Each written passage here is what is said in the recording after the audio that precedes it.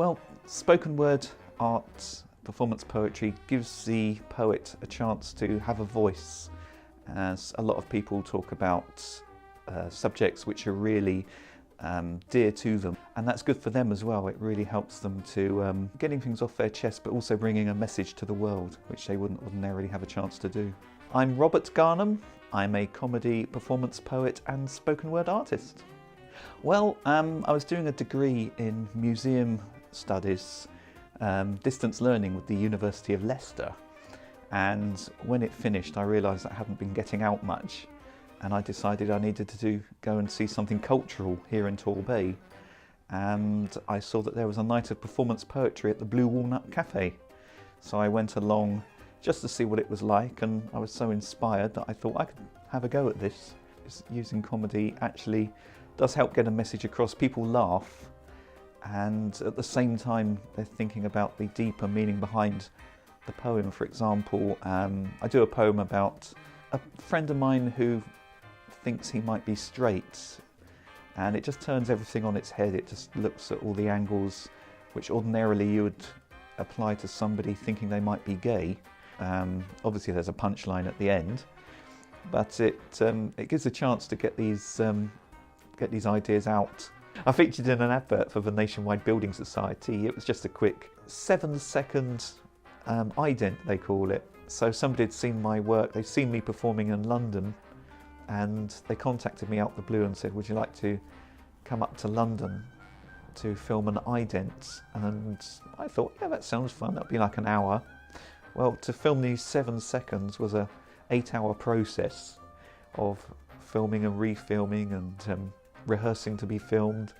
It's an incredibly bizarre experience to watch a documentary on ITV and see your face come up just before the advert break.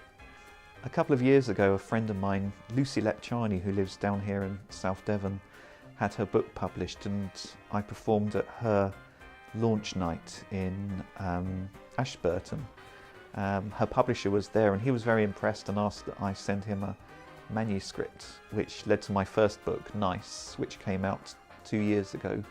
He asked if I'd like to follow it up with a second one, so Zebra came out just 2 weeks ago, and it's slightly more poetic than the first one, slightly more pagey, and there's some serious themes explored in the book, but I'm really pleased with it. I think it's a really good showcase of my work and what I can do.